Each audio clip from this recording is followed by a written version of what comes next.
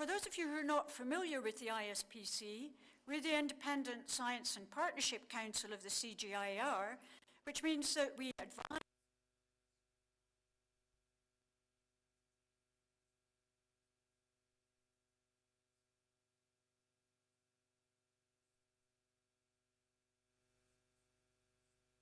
through delivery to outcomes.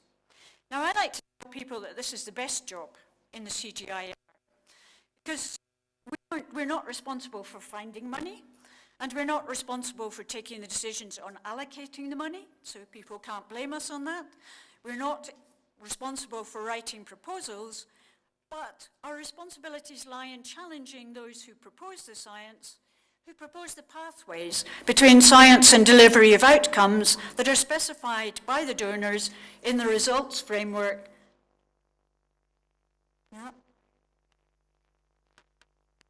The results framework within the strategy and results framework of the CGIAR, and there should be a photo coming up of that framework itself.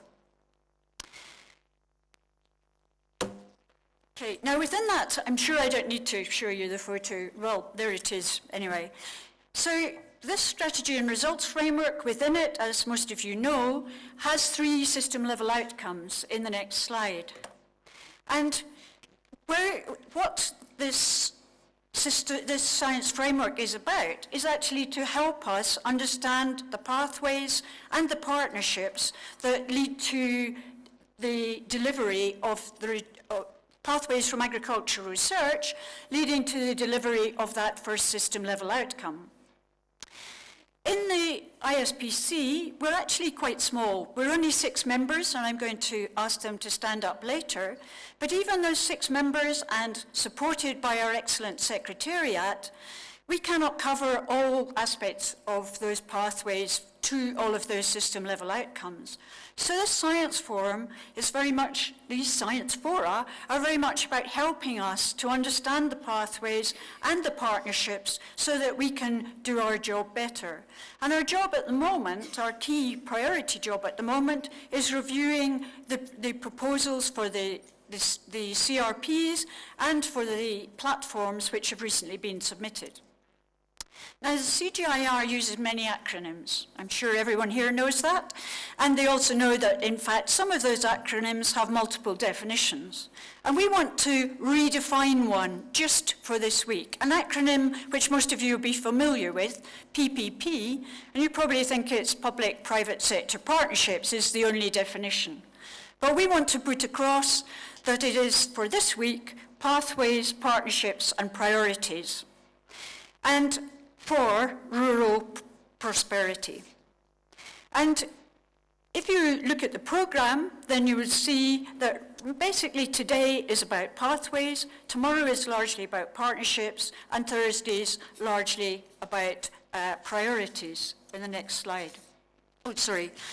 In this slide, you'll see this was the objective that you'll all be familiar with. Anyone know it off by heart? No, because I certainly don't. And it was something I used to ask at conferences about getting objectives clear up at the start. But because there is this long objective, we went to this concept of pathways, partnerships, and priorities. And so what you need to remember for today in terms of our objectives is about to remember the word pathways. And what we're trying to do during this week, basically, is to learn from the presentations that we're going to see today, to learn from the past, also to learn from discussing with each other, and then on Thursday, try and draw that together in terms of the priorities and for future research. And to help us do that, we're delighted that we have over 200 delegates registered, and they include not just researchers, but also colleagues from development agencies, people who fund research and development, from NGOs, and from many other organizations local here in Addis. And what we want to do is have a really good dialogue. For me, science, we haven't as scientists particularly well explained the process of science. Science is not about having a hypothesis that stands there for eternity, but it's by having one hypothesis, challenging it improving that hypothesis as we move forward through scientific progress. And therefore we hope that people will challenge each other during this week, but also challenge each other with respect, and that we can all learn and share from the experiences that our own pathways through life have brought us to. So we're focusing on SLO1, but as we're all familiar with, SLO1, our reduced poverty in the CGIAR system, is only a part of SDG1, the Sustainable Development Goal number 1, which is about end poverty in all its forms everywhere. And those of us who were at the G-Card meeting in Johannesburg last week also were very familiar with, on the next point, the mantra of "with no one left behind." So that's very much what we're about here, looking at what research can do, try and come up with the priorities that research can do to contribute to ending poverty in all its forms everywhere, with no one left behind. Okay, so I think that's enough of my clarion call. There's speakers coming on, and I don't want to detract from them. But I was also tasked with introducing a number of people to you. And the first person I want to introduce is Tom Tomic. And Tom here is going to take forward what happens at the end of this science forum. So this is not the end of our contribution to priorities for reducing poverty, or agriculture research reducing poverty, or as we described it in the brochure, about contributing to rural prosperity, but Tom is going to lead. He's going to give us his feedback at the end of this workshop.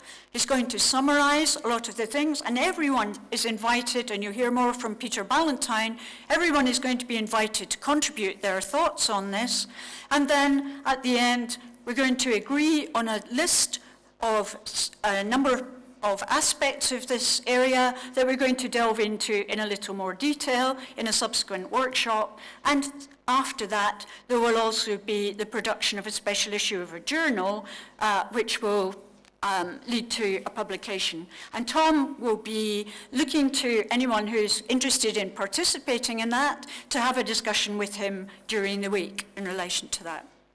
Now, this is not my science forum. It's not the science forum of the ISPC. It's a science forum, the program for which was developed by a steering committee, and I'd be very grateful if all members of the steering committee could stand up.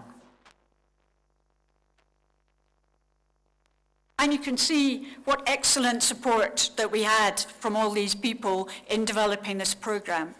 And it was, as we're trying to suggest for this meeting, it was a question of really, it was a process in which there was a lot of really good challenge. We worked well together as a group, even though most of it was by virtual communication, all of it was by virtual communication, but we've led to the program, and lots of people here have commented on the program, and everyone that's just stood up should share in the credit for that. Moving on then to members of the ISPC Council, and if they'd like to stand up, and you'll see their names there. Unfortunately, as you'll see, we're a small council.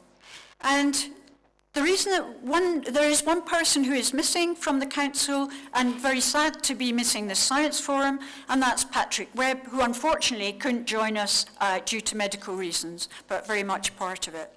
And then if the Secretariat could stand up, because obviously with a small group like us, we can't achieve a lot. So these are the people that are going to be taking notes as we go through.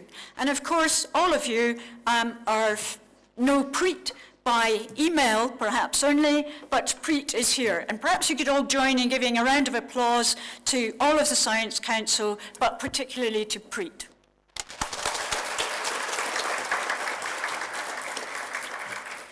Now, one of the traditions that we started at the last Science Forum was to invite or to offer bursaries for early career scientists.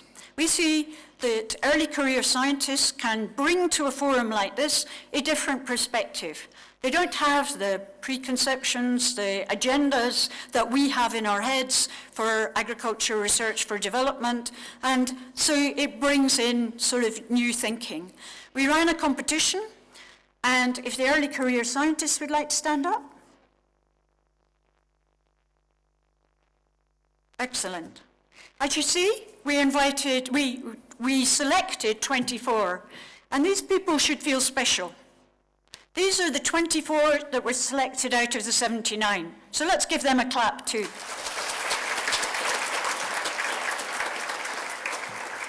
Okay, thank you. And each of those early career scientists has been assigned a mentor, someone more senior in this group, and they will be trying to introduce them to people they want to be introduced to and trying to ensure that their experience here is good. But if you see them and they have a slightly different badge from the rest of us, please talk to them. Okay, the next group that's very important are the comms group, led by Peter Ballantyne. And if the comms group with Peter can stand up. Are there anyone in the room? Yes, great. Thank you. Now, I'm not into blogging and tweeting and all these sorts of things. My grey hair sort of makes me a bit past that. But Peter has led an excellent group. And Peter, again, like Preet, has done an excellent job in making sure that we're all here. We wouldn't be here without these two guys. So let's give Peter a round of applause.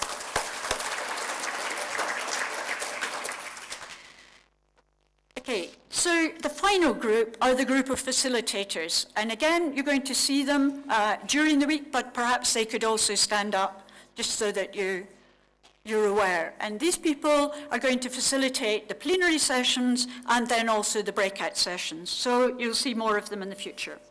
So, enough for me. I'd really like to encourage everyone to come to the marketplace this afternoon. It is a bus out to Ilri. There are 11 centres out on the Ilri campus, and Preet and I were out there on Sunday, and there was a real buzz. So I'm sure if there was a buzz then, it's going to be an even more buzz now. And for those of you that are not sure what's going to be there, there's going to be tractors, there's going to be chickens, there's going to be things to touch and feel, there's going to be research posters, there's going to be private sector, there's going to be NGOs from around the country. It's going to be great. So please, do come along on the bus, and as the star is above all, we're going to have the Minister of Livestock and Fisheries talking to us around 5 p.m. So it's going to be great, and we just hope the rain holds off, but if it doesn't, we'll have a good time anyway. So that's enough for me, or nearly enough. As an introduction to the next speaker, can I just say on behalf of the ISPC and the steering committee how grateful we are to Ilri and Jimmy Smith, DG, in the audience here. Without Ilri, again, we wouldn't be sitting here now. Their help with visas, suggestions, communications, the marketplace has been fantastic. So, as I hand over to Dr. Siboniso Moyo, who is the Ilri Director General's representative in Ethiopia, who's going to welcome us to Addis, can I just ask you to give a round of applause to Ilri? Thank you.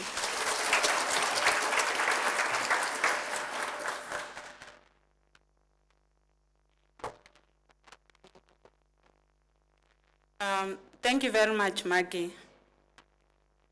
To the chair of the ISPC, Maggie Gill, the members of the ISPC, the steering committee for Science Forum 2016, the representative from UNECA, the CGIAR family, the government representatives present here, the development partners, Your Excellencies, distinguished ladies and gentlemen.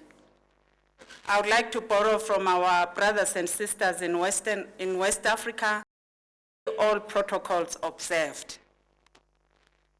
My brief this morning is to welcome you all to Addis Ababa, Ethiopia. It is indeed my privilege and honor to welcome you all to the Science Forum 2016, which is being hosted by the Independent Science and Partnership Council here in Addis Ababa, Ethiopia. I'm making these welcome remarks on behalf of 11 CGIAR centers that have a presence here in Ethiopia. I would like to take this opportunity to extend our appreciation to the government of Ethiopia for hosting us here.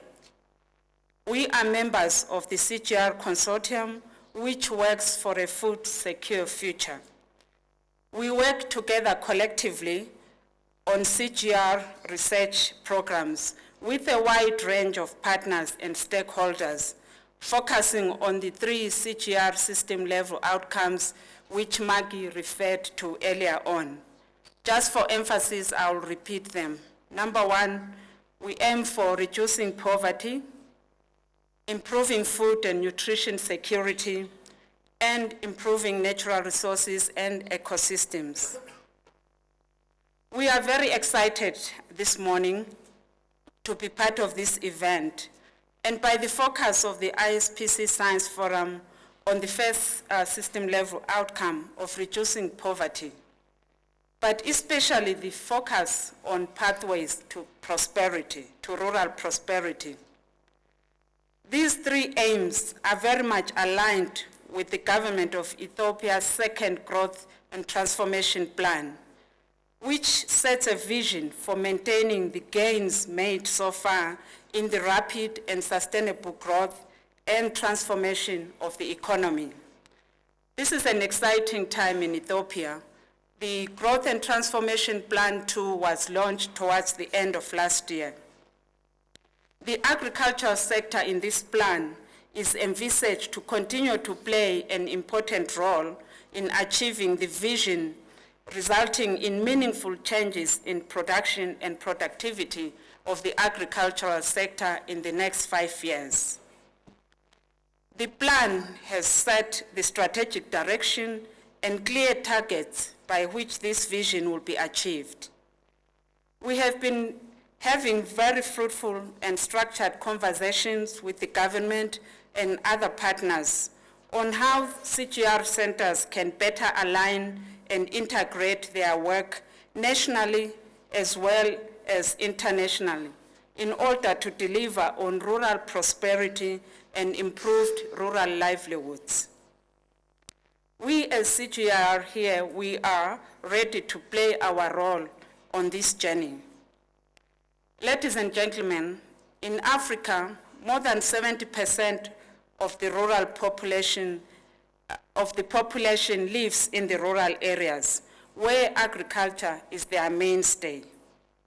We therefore look forward to the discussions and sharing as we join all of you to rethink pathways for agricultural research to stimulate rural prosperity in order that we can reduce poverty and improve the livelihood of the 70% of the population that lives in these rural areas in Africa and elsewhere.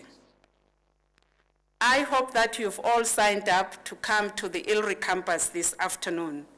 We hope that this will offer you an opportunity to interact with the researchers and partners in a knowledge share fair and the marketplace, and also a reception, so that you can see some of the work that the CGIAR partners and their partners are doing here in Ethiopia. I would also like to encourage you to join the field trips on Friday to see firsthand the amazing and diverse Ethiopian pathways to rural prosperity and meet the people who work and live in these communities.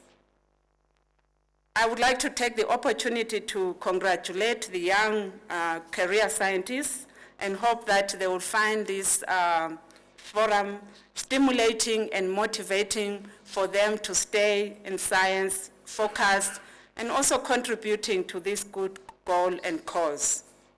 On behalf of my CGIAR colleagues and on my own behalf, I would like to wish all of us the best with the deliberations in the coming days. Again, welcome to Addis Ababa, and I thank you.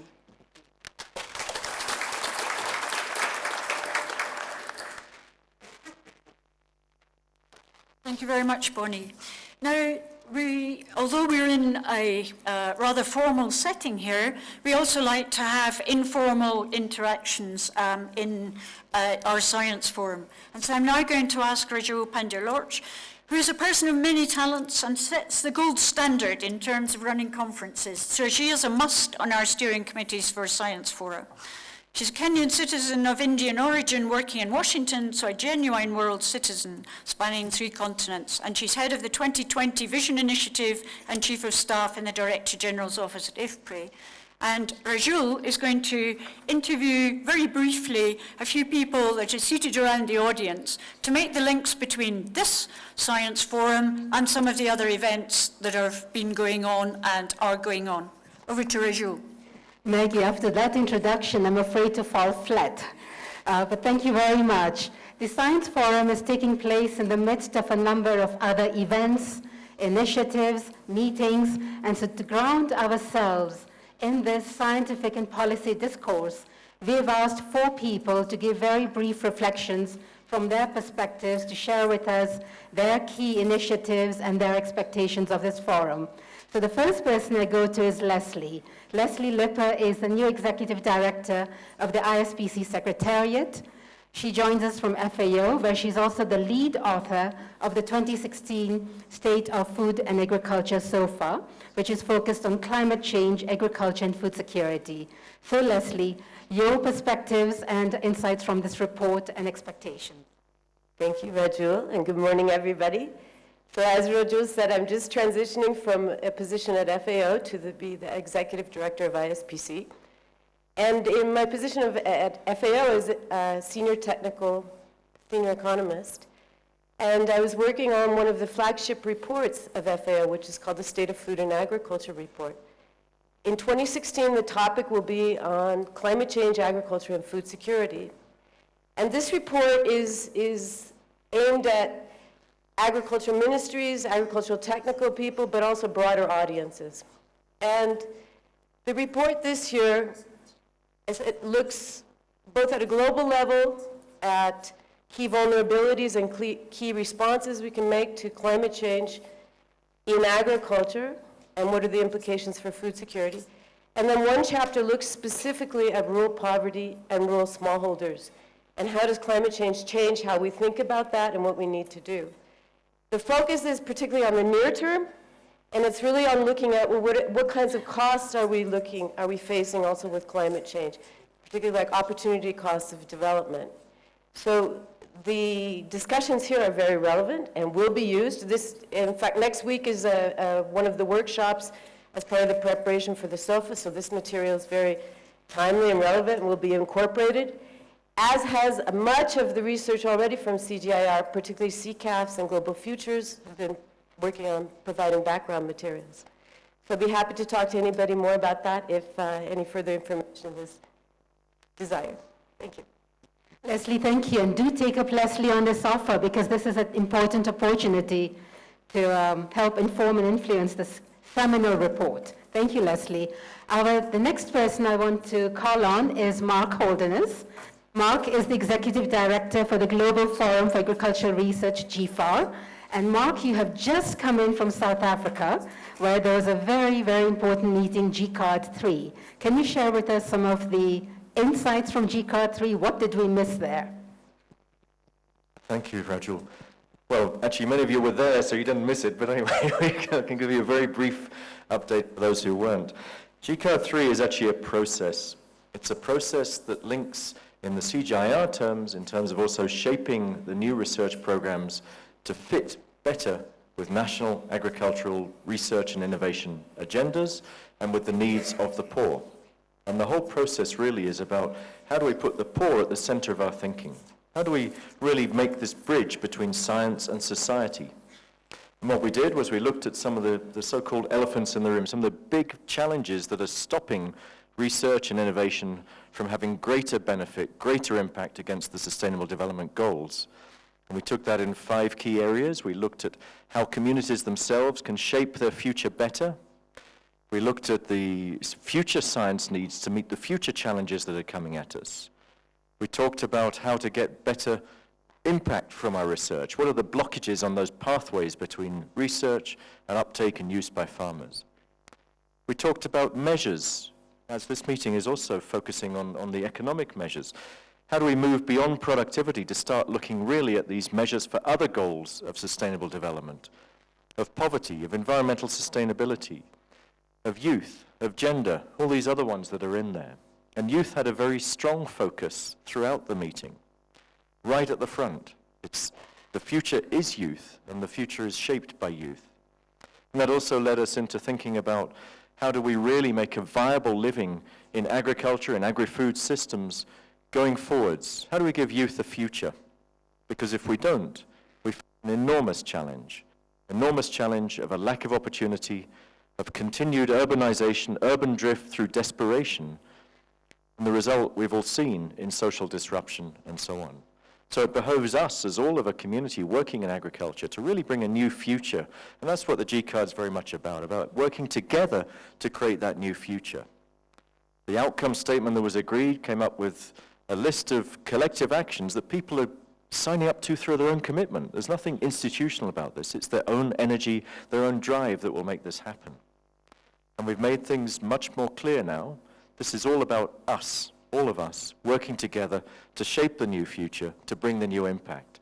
So I think it's a very useful link through to this meeting to then look at some of the technical and science issues behind some of those questions, so we can really bring these things together to really bring an effective partnership for change, for the impact, for the world that we all wish to see. Thank you. Mark, thank you very much. And again, a very key point to make the links between GCAR 3 and the Science Forum here. A number of you are here. Please take part in the discussions and the breakout sessions we have, so we have a chance to really build on that wonderful event. Thank you. So let me go to our third speaker, and that is Azage Tegene, who is here with ILRI, and he's the principal scientist here, and he will brief us on the Africa-EU high-level policy dialogue on science, technology, and innovation. Thank you. Thank you, Rajul. Good morning, everybody, and welcome to Addis from my side. Ms. Namakulu and myself represented CGIAR on this very unique and special conference. And prior to the workshop, the stakeholders workshop, they had a presentation of the roadmap to high-level policy leaders, and the roadmap was approved, and we had to go through the technicalities of the issues. On day one in the afternoon, we had papers on developing partnerships with impact. This is basically Africa-EU partnership issue on research for development, and harnessing local and international partners for research and capacity development were presented. And then there was a key presentation on the challenging landscape of food and nutrition, emerging needs and opportunities for EU-Africa research collaboration. Then we had a panel discussion on this, and later on in part one, we had another presentation on the roadmap towards EU-Africa research and innovation partnerships, as the short and medium-term action for developing EU-Africa partnerships, inspiration for funding and future research and innovation partnerships for food and nutritional security and sustainable agriculture. I participated in this panel discussion and provided some inputs and recommendations. On day two, we dedicated the workshop, and we had a dedicated workshop and plenary sessions, and we enjoyed a presentation, multi-stakeholder collaboration or broader engagement of research and innovation partnerships.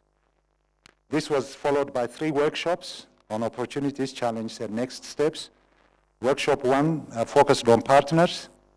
Who are the partners and how to get them aboard? Workshop 2 on resource. How could we pull the resources together for funding partnerships? Workshop 3, inclusive research agenda, which also revolved about youth and women particularly.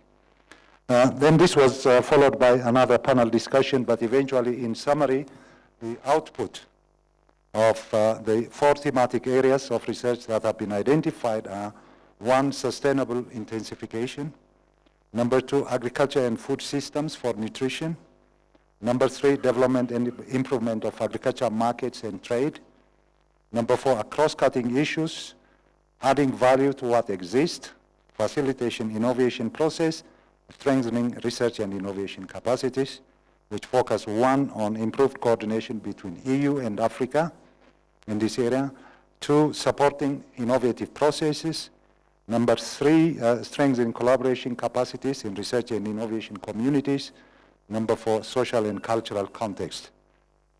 The call for proposals will come out in 2017, and we'll keep an eye on that. Thank you.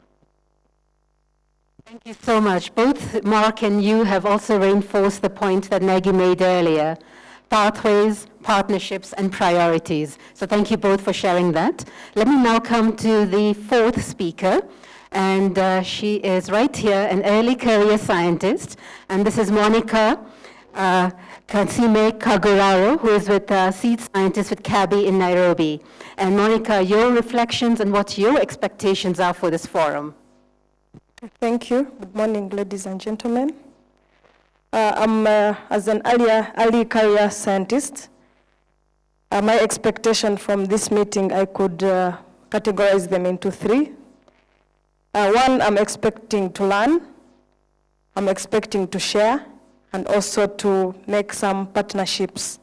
In terms of learning, I know this meeting has high-level discussions that I will be able to learn from the professionals, the breakthroughs in agriculture research for development, and also identification of priorities which I, as an early career scientist, can pick up for further investigation.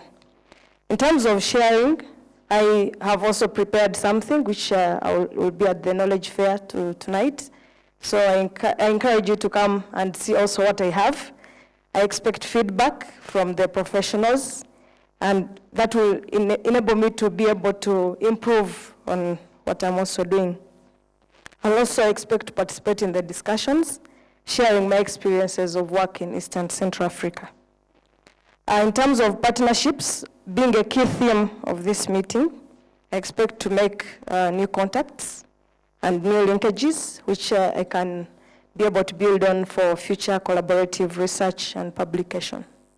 Thank you. To learn, to share, to network, to partner. I think those are all the key themes of this event here. And I think on that note, I would encourage all of us are taking part in key initiatives, key meetings. Follow Monica's lead, share them, encourage others to participate in them, and make this a science forum that goes beyond the 3 days we are here. Maggie, over to you. Thank you very much.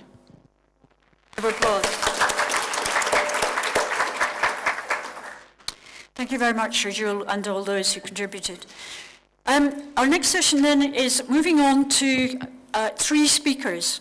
And we're going to run straight through these 3 talks and then have a facilitated discussion on poverty, gender, and climate change, which are the 3 themes that are behind each of these talks.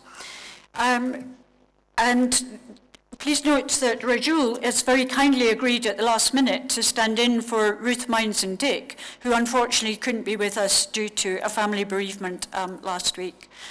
So we're grateful for that. We will still be asking for questions in terms of gender. Rajul may not answer them, but we still want to collect all of those because it's such an important topic. And you will all have the opportunity to contribute to that. So without further ado, let me move straight to our first speaker, Stefan Durkom. Stefan is Chief Economist at the UK Government's Department for International Development and also Professor of Economic Policy at Oxford University. Despite all these UK connections, he's a true European and a native of Belgium, and his background and experience are very pertinent to this science forum, in that between 2000 and 2002, he was Programme Director at the United Nations University, where he led a research programme on insurance against poverty, and prior to joining DFID, he was the lead academic for the Ethiopian Country Programme at the International Growth Centre, which is a DFID-funded programme in UK. So, please welcome Stefan.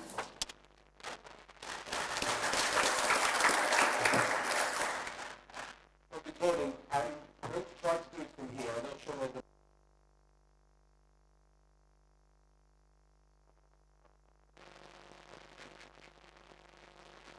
Can this microphone work?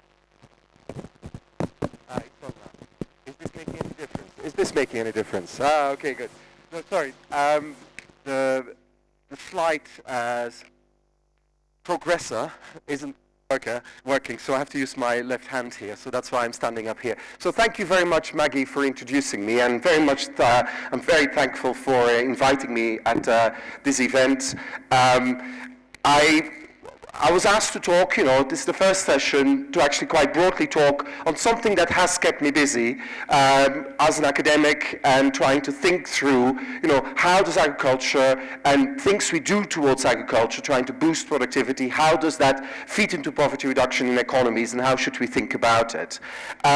Some of the things I'm going to say are based on joint work with Doug Gollin, who's on the council for the ISPC.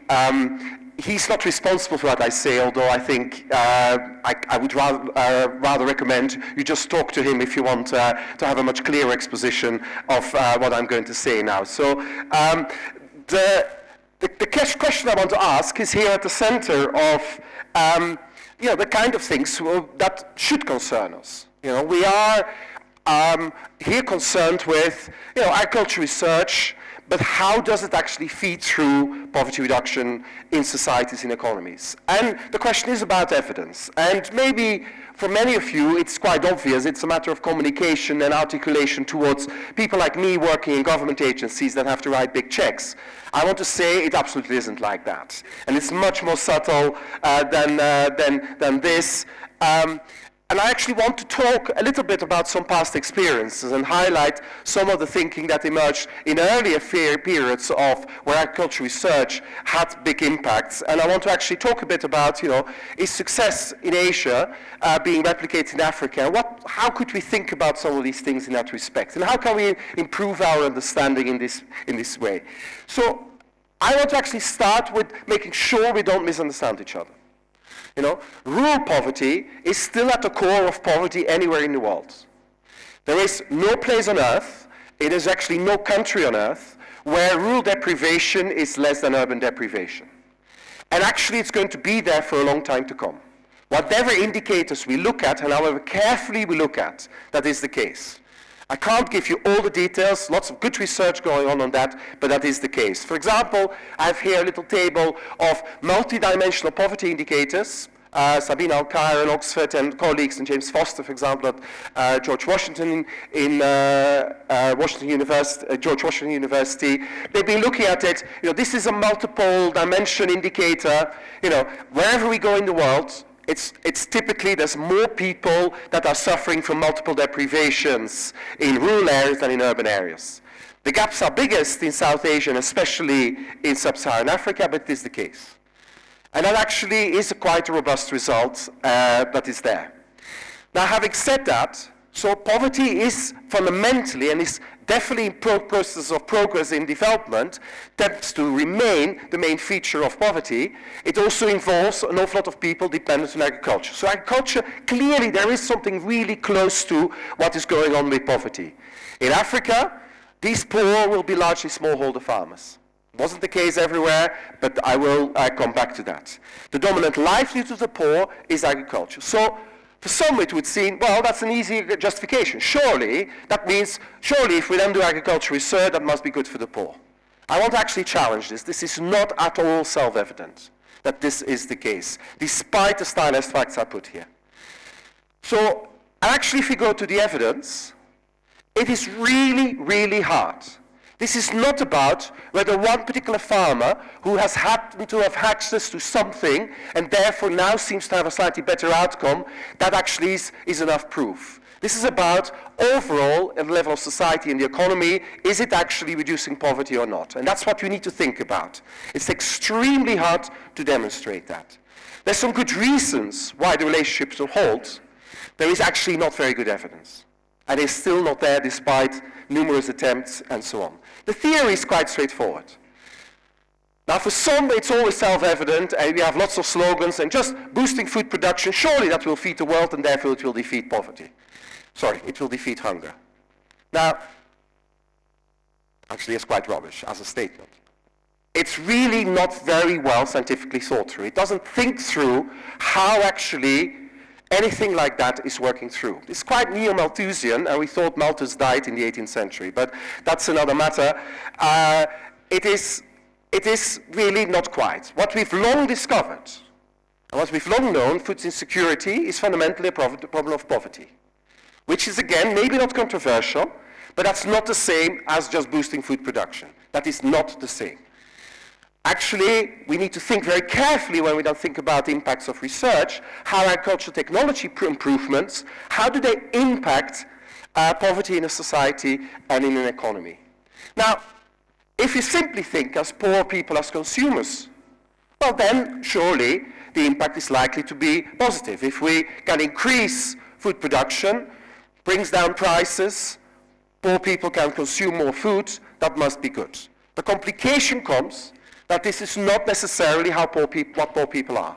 They are also producers or workers in agriculture. And then the impacts are far more subtle, and the evidence is absolutely not that clear and clear-cut as sometimes may want to be presented. It's not always clear that boosting productivity in agriculture will benefit workers and smallholders, because prices tend to come down if we manage to boost productivity. Now, that means we will have subtle impacts, and the impacts will depend on the nature of the technology and the way it will work through the rural economy. It will depend on the demand and the returns to different factors of production, capital, land, and labor. And most of the evidence, and why we tend to conclude we're not quite sure about the evidence overall, has a lot to do because it can be quite ambiguous, and they're very dependent on very local contextual things. So the net impact will depend on the nature of technologies, on the context, leaving plenty of scope of how agriculture research can create winners and losers in economies and societies. And indeed, that is the evidence. And just assuming that the rural poor will benefit is just naive. The quantitative evidence, it's really tricky. We are still starved of good quantitative evidence on the introduction of a technology, say in a rural economy, whether it really, it results in winners or losers. There's a lot of studies on adopters, non-adopters. There's a lot of studies like that. You know, it's very tricky. Scientists in the lab or on the field experiment on the research station, you know, randomized controlled trials, trying to have proper controls is something maybe people do. We see it extremely rarely in the field when we try to actually study the poverty impacts. But we need something like that, because adopters and non-adopters are never the same types of farmers. We try to introduce technology, some people take it up, just taking, oh, the ones who didn't adopt didn't get better off. No, that is not good research. There's lots of other reasons why people will adopt, and it's these things that will convolute and confuse the kind of impacts. It's important to do it. It actually leads sort of people who do surveys, including CGIAR surveys that have been done over many, many years. Ruth, as mentioned earlier, unfortunately isn't here. There was a survey there, and these, for example, also find, oh, the evidence is mixed and ambiguous. Now, I think that is more or less the conclusion of most micro-studies, mixed and ambiguous. That doesn't mean there isn't in some context, but we need to keep on unpacking that. So what leads other people to do is the big, more macro evidence. And the best evidence we get typically is from the big modeling exercises. Statistical econometric models, they used to be quite popular on the rates of returns to agriculture and the impacts on growth. Or more recently, although already now quite old, computable general equilibrium models that people are trying to work through the whole things. They typically show agricultural productivity boosts are good for economies.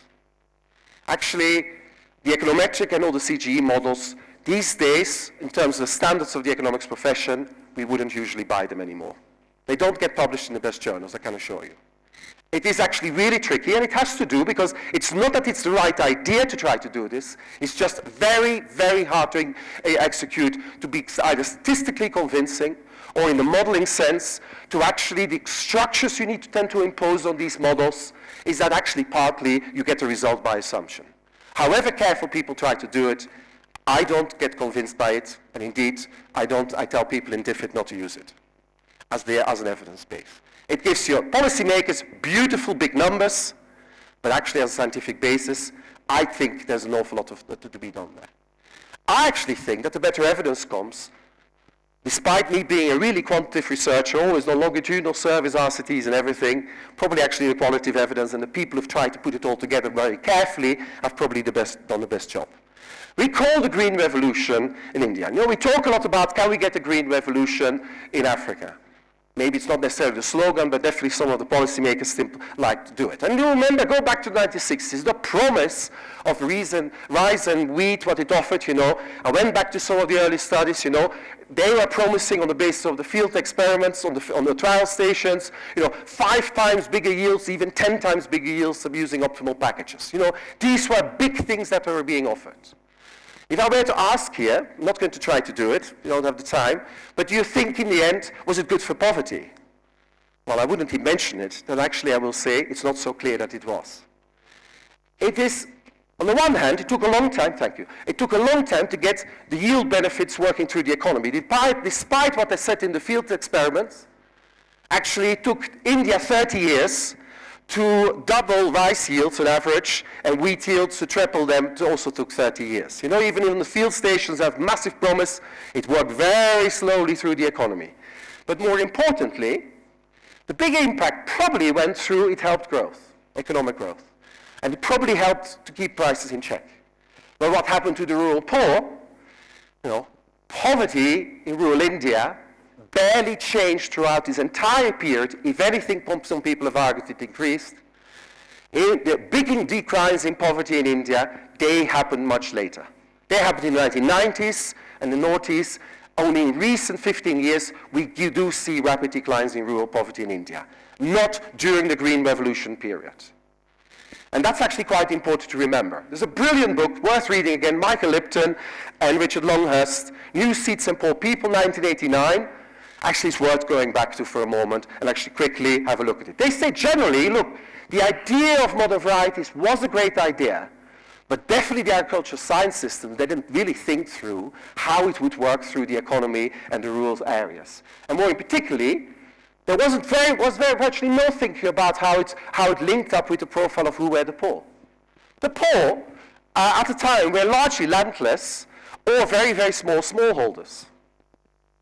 And in rice, yes, the technologies increased the demand for labor. So there were, you know, Marx used to say a long time ago, the poor have but their labor to sell. You know, that actually characterizes the poor very much in that setting. Now, if the demand for labor goes up, the poor are more in demand. Now, then possibly you could have some good impacts. In wheat, the overall effect was probably a decline in demand for labor. While that we got massive yield increases, we got also demand for mechanization and mechanization returns and so on. Demand for labor went down. And then across the distribution, to take advantage of all these modern varieties, you need lots of access to other inputs and lots of distortions in credit, land markets, access to credit and so on, and a lot of people didn't get it. For income distribution, the Green Revolution in India, a lot of people will argue, it will depend on context and the particular state and the environment, but overall, it wasn't good for income distribution. And Michael Lipton also argues it had a lot to do also with the nature of the economy that we're doing this in. Because price declines is not a very good thing if you're a really small farmer or if you're a worker in agriculture, because actually it also impacts the wages. You know, if you can't really, and like we've noticed that real agricultural wages went down and it had all kinds of impact. Anyway, winners and losers definitely happened, and that's the important part here. Very quickly, what has changed in Africa since then, what has changed in general since '89 that they were writing this book, we're focusing more and more on Africa. Of course, Africa, huge more diversity. We can't characterize it as simple as we just did there. Lots of different farming systems, lots of different agriculture, a very different profile of the poor. And we need to think very carefully how technology fits into this profile in Africa. Would it be good to actually do labor saving in Africa, or actually should we actually make sure that we increase the labor demand? It actually really will depend very locally. And we need to think very carefully about the different macro environments and geographies we deal with.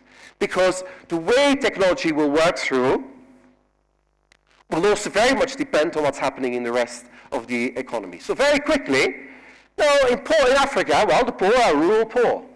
Largely, there are lots of smallholders, but increasingly very small smallholders. Very little wage labor, only 5% typically. Service, a bit of an average, I got it here from about 7 countries. 5% of rural income comes from wages. That's not a very big part here. Although it happens. For example, in Ethiopia, in the western part of the country, that starts to increase now. Off-farm is often a route out of poverty. But also in the relation to the food economy, very mixed picture that we get. On average, about 55% of total income comes from crops, but it's not necessarily from food.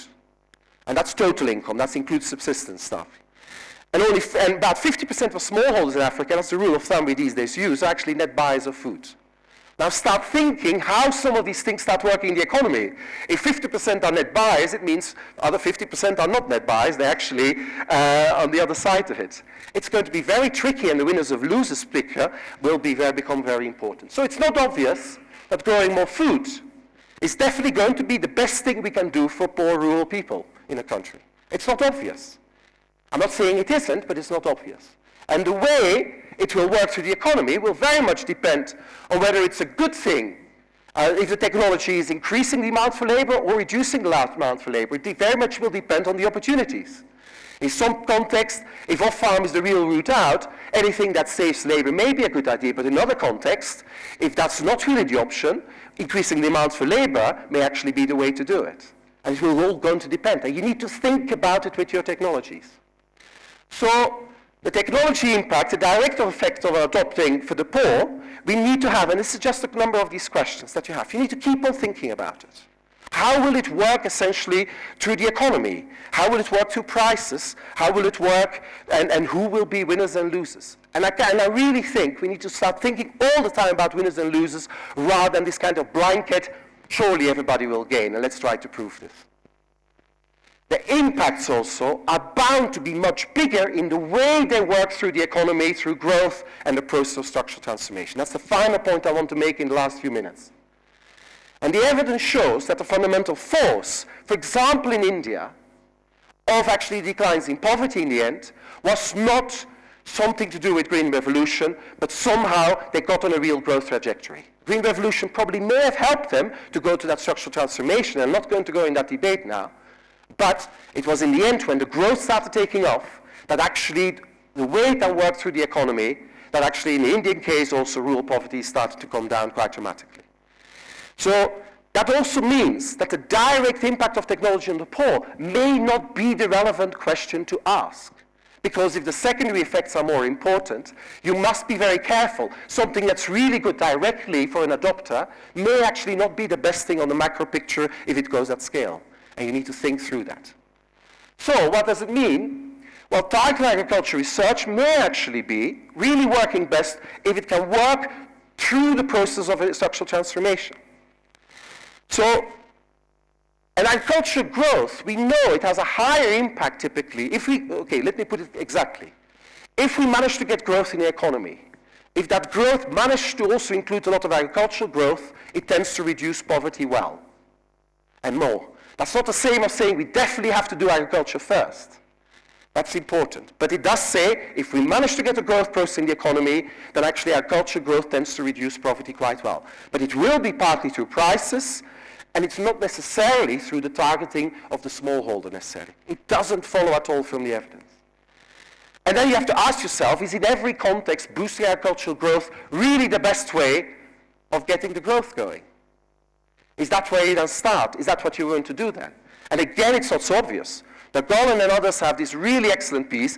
You know, if I want to put some money somewhere and I'm an investor, am I going to put the money in the lowest productive sector in the economy? Is that the way I'm going to boost growth? It's not self-evident. Again, it's not necessarily wrong, but we know that agricultural productivity is typically only 24% of non-agricultural productivity across the world and including in Africa. Sorry, it's 28% in Africa, get my figures right. So the role of agriculture will depend on how agriculture fits into growth opportunities. And that's the final point. Depending on the kind of economy, it may not be the best thing you do. So if you have natural resources, just going to scream and saying, oh, we must do agriculture. No, you have to think through how agriculture could interact with the natural resource sector. If growth goes to the natural resource sector, agriculture may be a good source of diversification. But surely not going to say, let's keep all the oil in the soil necessarily, or don't grow the cash crop you could be doing or something, and let's actually focus on the food. That's not the obvious thing. You have to think very carefully what fits in it. Or in a coastal economy, you may, for example, be focusing much more on something you start trading abroad. Cash crops may be the much better thing you do, as the kind of strategy what you want to boost. Anyway, there are economies, definitely landlocked, where people are very much in remote settings, and if it's not quite possible to do anything else, if you're essentially a kind of a closed economy, you may have to start with agriculture. Actually, Ethiopia is a good example. That probably it was the right strategy here to boost agricultural growth in the last 15 years as they did. But it doesn't mean that it definitely is the same for Nigeria or for Tanzania in exactly the same way. For conclusion, I know I'm running out of time, the bell is coming. This is my last slide. The conclusion is, we're spending an awful lot on R&D, of course, in agriculture in poor settings. And we do a largely assumed impact on the poor, or we're trying to show almost too hard that the poor part, the person who's using the technology, that is the main impact we need to be looking at and working through. I want to argue that's not the way agriculture technology improvement has necessarily been a big source of the way we have impacts on the poor. The Green Revolution thing gets us to ask the right question. Think very carefully, who are the poor and how do they fit? What are their opportunities and what are their best opportunities to get out of poverty? And try to understand how labor, capital, and land and so on fits in it. Understand how it can fit into the macroeconomy and the best possible growth strategy, and see how we can complement it there. And we need to know that in the Green Revolution, and please, it is the thing, the income distribution effects were rather messy, and we should not forget that. That means for Africa, where we don't have such obvious even large yield gains on the shelf somewhere, where the kind of promise is not that easily set at the kind of scale we had it in Asia. Now we need to think very carefully about how these things will work through. The kind of people involved, smallholders with huge heterogeneity, some net buyers, net purchasers, not net sellers of food, with very different positions and relationship towards food crops. We need to think very carefully. And then importantly, we need to think through how actually agricultural research, maybe via its indirect effects, can be most beneficial to the bigger process that in the end will lift large populations out of poverty, which will be growth and structural transformation. What I mean by that is the transformation of economies, of moving more in high productive sectors, often out of agriculture, into other activities. Thank you very much.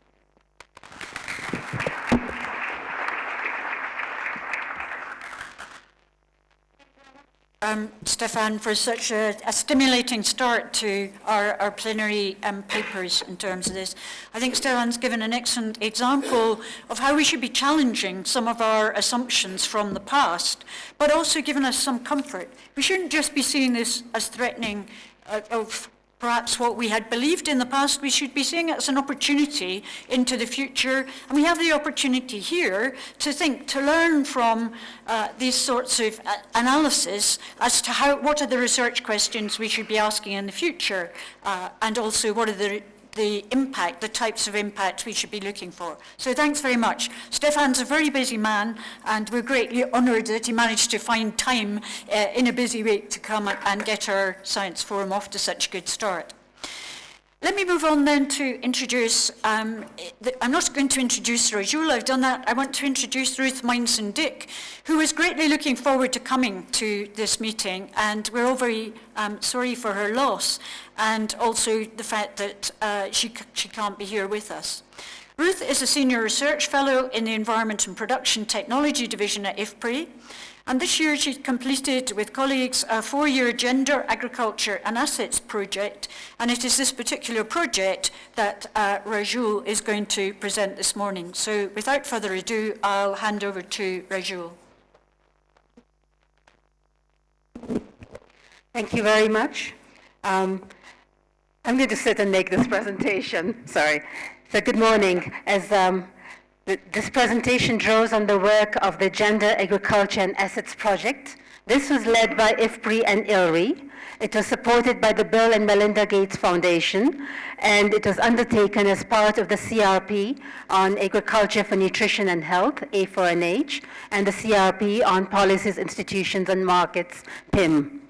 The co-PIs of this project are Ruth Meinzendick from IFPRI, Nancy Johnson with IFPRI, Jemima Njuki with IDRC, and Agnes Quisenbing with IFPRI. A large number of project implementers and executors, as well as researchers, including from a number of CG centers, contributed to the project's success and to the findings that will be presented here. So agriculture research is typically focused on increasing productivity and incomes. So why focus on assets? Assets have an economic, social, and psychological value. Access to, control over, and ownership of assets are critical components of well-being. Productive assets can generate products or services that can be consumed or sold to generate income. Assets are stores of wealth that can increase in value. Assets can act as collateral, can facilitate access to credit, financial services, and can increase social status. Assets give individuals the capability to be and to act.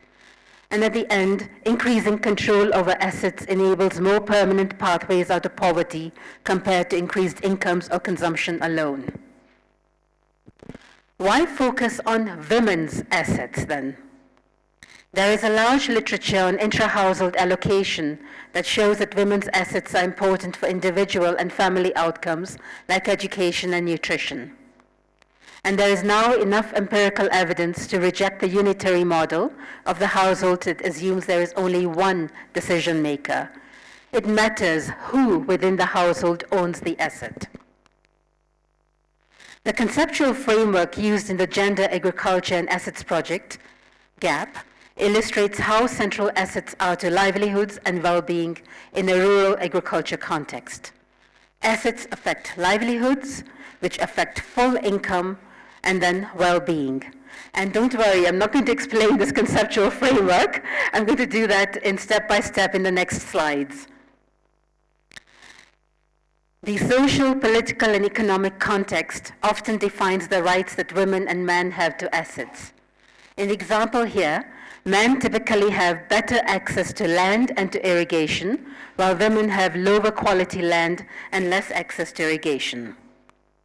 And one thing to note in this conceptual framework is that many parts of this building block are shaded. This is because some assets are men's assets, some are women's, and some are joint. Similarly, some incomes are earned by men, some by women, and others jointly, and so on. So assets can be owned individually or jointly, but joint ownership does not mean an asset is owned equally. Different individuals can have different types of rights: use rights, control rights, ownership rights, and also rights like ability to sell, mortgage, or give away an asset. And even some rights are stronger than others. The jointness may not always mean that assets are equally shared. So how do assets affect livelihood strategies?